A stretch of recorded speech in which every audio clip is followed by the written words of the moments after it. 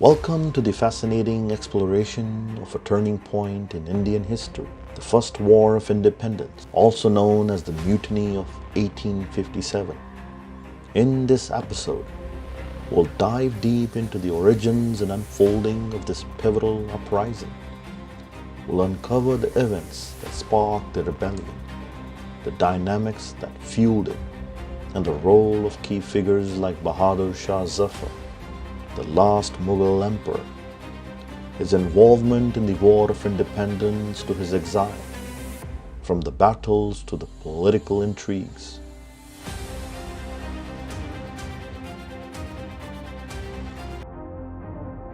We'll journey through the events leading up to the year 1885, understanding how this rebellion set the stage for the future movements and the eventual path to the Indian independence. Whether you are a history enthusiast or a curious learner, this and the upcoming episodes promises to offer a comprehensive and engaging look at the critical period in India's past, pre-partition, and the events which lead to the creation of Pakistan, India, and Bangladesh. Let's unravel history together. The Indian Mutiny of 1857, also known as the First War of Indian Independence, was ignited by a controversy surrounding a new rifle introduced by the British. The Enfield P-53 rifle was at the center of this dispute. The cartridges for this rifle were believed to be greased with pig and cow fat, which had to be bitten off before use. This deeply offended both Muslim and Hindu soldiers. Muslims were against the use of pig fat, as it is considered impure in Islam,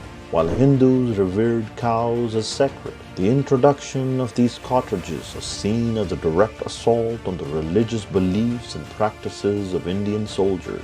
The revolt began in earnest in May 1857, when Indian soldiers, Sepoys in Meerut, rebelled against the British officers. This rebellion quickly spread to the other parts of India, becoming a widespread uprising against British rule. It was during this turbulent period that the rebels approached Bahadur Shah Zafar II, the last Mughal emperor, who was residing in Delhi. They implored him to join and lead the rebellion, seeing him as a symbol of India's glorious past and unifying figure of both Hindus and Muslims.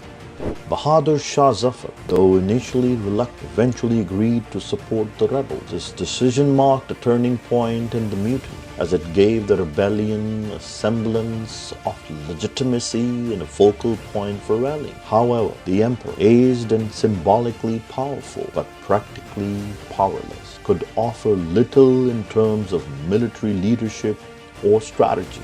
The rebellion, marked by initial successes, soon faced challenges. The British, though caught off guard, quickly organized a powerful response. The lack of unified command among the rebels and the superior military organization of the British forces led to the gradual defeat of the rebellion.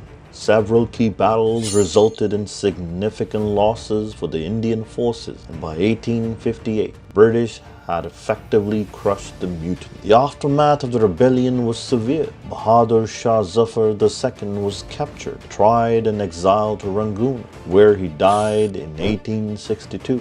The British took direct control of India, dissolving the East India Company, bringing India under the British Crown. This marked a significant shift in British policies in India, with a greater emphasis on consolidating British power and less tolerance for any form of dissident. During the 1857 mutiny, the loyalty of several Indian princes and states to the British played a pivotal role in the suppression of the rebellion. Notably, the Maharaja of Gwalior, Jayajirao Scindia, stayed loyal to the British despite the city of Gwalior being temporarily seized by the rebels. This seizure led to the significant event when Rani Lakshmibai of Jhansi, key figure in the rebellion, killed in Gwalior.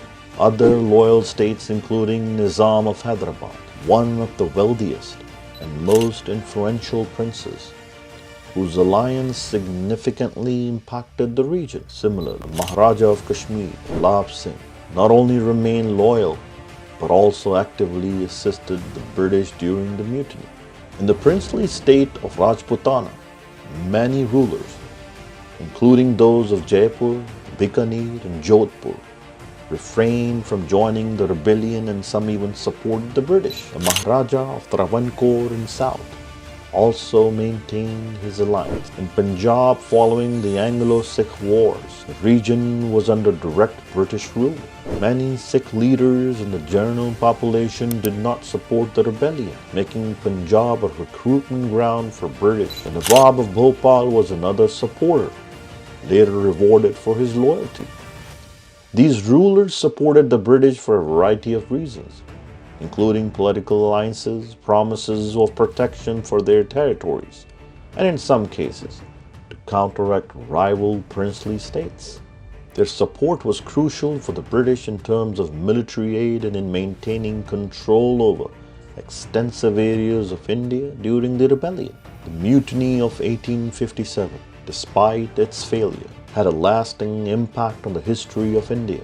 It sowed the seed of Indian nationalism and set the stage for future struggles for independence. The event is remembered as a key moment in the long and complex struggle against the colonial rule in India.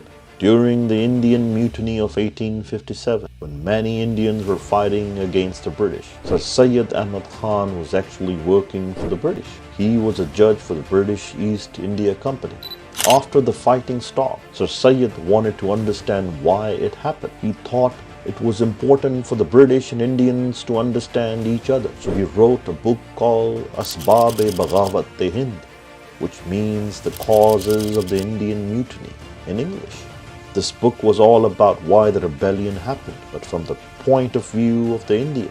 In his book, Sir Syed explained that one big reason for the mutiny was that the British didn't really understand Indian culture and how Indians felt about things. For example, they made some mistakes that really upset some Hindu and Muslim soldiers, like the issue with the rifle cartridges I mentioned earlier. Sir Syed also said that the British took away a lot of power and jobs from Indian rulers and nobles, which made many people unhappy. He believed that these misunderstandings and problems were a big part of why the rebellion started. Sir Syed's book was important because it helped people see both sides of the story. He wanted the British to learn more about Indian culture, and for Indians to learn from the British, especially about modern education and science. He believed that the kind of understanding and learning could help bring peace and make things better for everyone in India. Following the 1857 mutiny, the British government took over control of India from the East Indian Company, marking the start of the British Raj.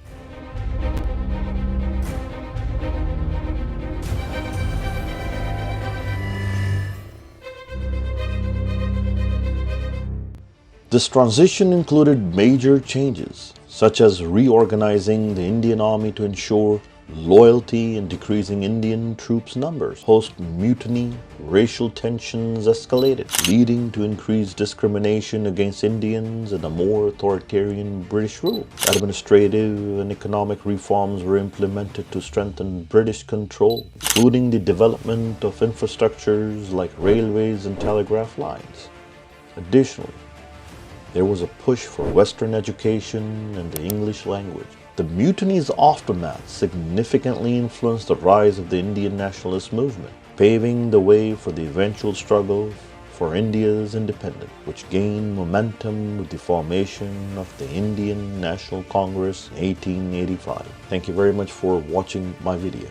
In my next episode, I will be going into the historical events from 1905, with the partition of Bengal and its underlying causes, the introduction of the British Rowlatt Act in 1919. And in my next episode, we'll also examine the emergence of key figures like Nehru and his non-cooperation movement, the parallel Khilafat movement of the Ottoman Empire, and the entrance of Muhammad Ali Jinnah, Quaid-e-Azam, the founder of Pakistan, into the political landscape. His perspectives on these movements and what ultimately led him to join Muslim League. Join us as we unfold these critical chapters in history and understand the intrigue dynamics that shaped the Indian subcontinent. Thank you and have a great day.